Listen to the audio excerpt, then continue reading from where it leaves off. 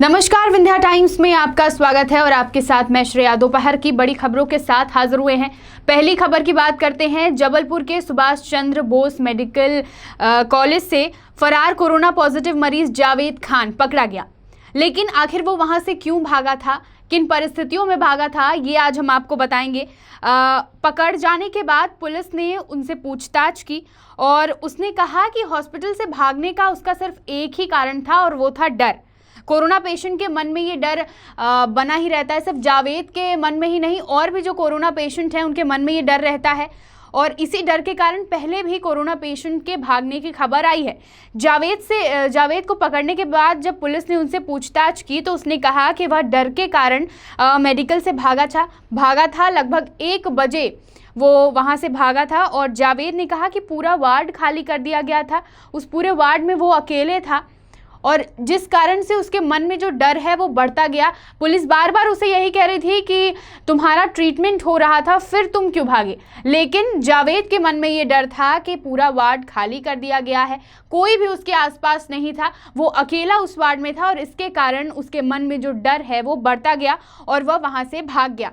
बता दें कि मेडिकल से चौराहे तक जावेद पैदल गया और उसके बाद ट्रक से राजमार्ग तक वो पहुंचा और राजमार्ग में हाईवे में जो ट्रक ड्राइवर था उसने गाड़ी रोकी, वहां पर वो उतरा। ये भी बताया गया कि उसने ड्राइवर को छुआ नहीं है और कहीं पर भी ड्राइवर ने ट्रक नहीं रोका था, कहीं पर भी वो उतरा नहीं, कहीं चाय पीने नहीं उतरा।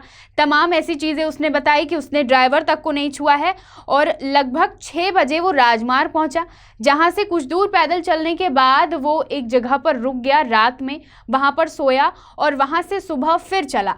और जब वह नरसिंहपुर के पास पहुंचा तब उसे पुलिस ने पकड़ लिया। चेकिंग के लिए वहां पर पुलिस लगी थी और वहां पर पुलिस ने उसे पकड़ लिया। नरसिंहपुर के मदनपुर चेक पोस्ट पर जावेद खान को, कोरोना पेशेंट को पकड़ा गया है और वहां से पुलिस प्रशासन ने उसको वापस ट्रीटमेंट के लिए भेज दिया है। और उस दौरान पूछताछ में जावेद खान ने ये तमाम चीज़ें बताई कि डर के कारण वह मेडिकल से वहाँ से भागा था। तो डर जो और भी लोगों के मन में है, इससे कोई फ़ायदा नहीं होने वाला है। आपका ट्रीटमेंट वहाँ चल रहा है, इसलिए डर के भागने से कोई भी मतलब नहीं है। दूसरी खबर की ओर आते हैं। मध्य प्रदेश सरकार ने राजस्थान के कोटा में फंसे छात्रों को घर वापस लाने के लिए बस भेजी जाएगी मध्य प्रदेश सरकार द्वारा। बता दें कि 100 बसें जाएंगी कोटा, जो वहाँ से छात्रों को लेके आएंगी। लगभग मंदसौर के 45 छात्र हैं वहाँ पर।